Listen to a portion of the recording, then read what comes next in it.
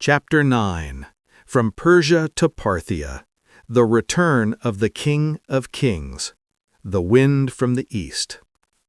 The empire of Alexander had long crumbled. The Greek cities that once glimmered in the east stood weary and cracked, their marble faded under the desert sun. But in the far reaches of the Iranian plateau, in the wild wind-swept lands of Parthia, horsemen rode beneath banners stitched with fire. They were not Greeks, they were not subjects, they were Persians reborn. The heirs of the steppe. They came from the northeastern highlands, descendants of nomadic tribes who once traded arrows with the Scythians and cattle with the Bactrians. Tough, quiet, and fiercely free, they had long watched empires rise and fall from the edges of the world. Now they would build their own. Under a chieftain named Arsaces, they rose in rebellion against the Seleucid kings.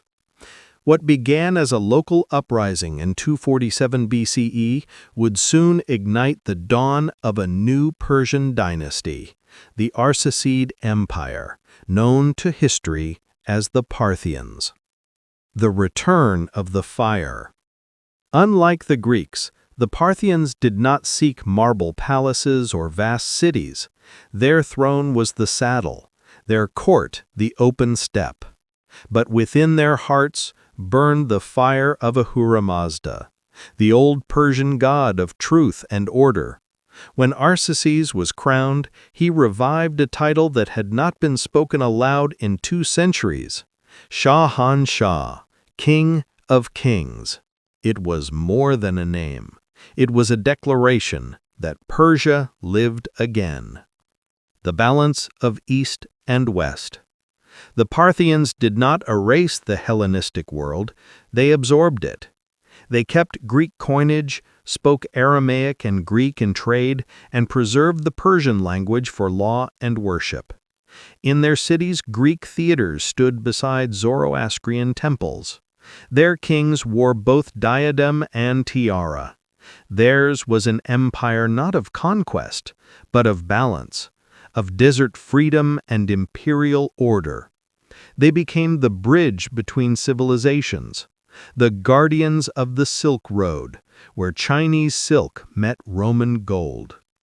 The empire on horseback.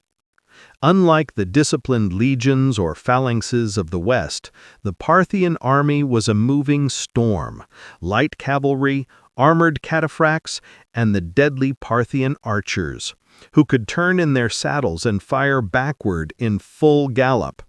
To fight them was to fight the wind.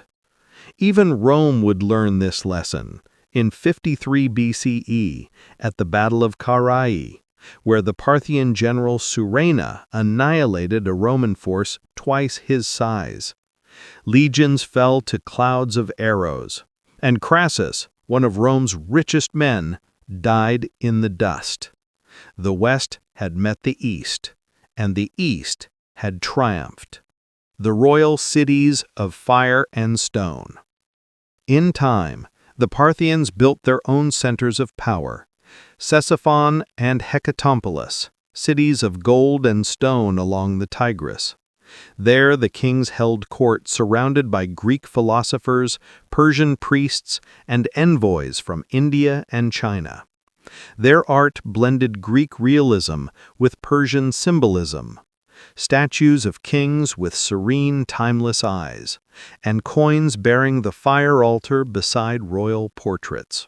Where the Seleucids ruled by sword and decree, the Parthians ruled by honor and loyalty. Their empire was not held together by chains, but by alliances, faith, and family. The return of the Persian spirit. Though centuries had passed since Cyrus and Darius, their spirit whispered through Parthia's plains. They revived Zoroastrianism as the moral heart of governance, rebuilt the fire temples, and reimagined empire not as domination, but as harmony. The Greeks had brought philosophy, the Parthians restored soul. They ruled for nearly 500 years, guardians of Persia's identity through war, invasion, and change. The dawn of the Sassanids. By the 3rd century CE, Parthia's sun began to set, its nobles divided, its throne weakened. From the southern lands of Fars, a new dynasty arose, the Sassanids, claiming descent from the Achaemenids themselves. In 224 CE, Ardashir I defeated the last Parthian king. But instead of erasing the Arsacid legacy, he built upon it. The roads, trade, and Zoroastrian priesthood all endured. And in the flame of Parthia, the Sassanids rekindled the eternal fire of Persia. Eternal return. Empires rise, fall, and are reborn. But Persia remains eternal. From the Achaemenids to the Parthians, each dynasty carried the torch of an unbroken idea: that civilization is not made by conquest, but by continuity. Even as Rome and Parthia clashed for centuries, they became mirrors of one another, two powers born from the same dream: to rule justly, to endure forever.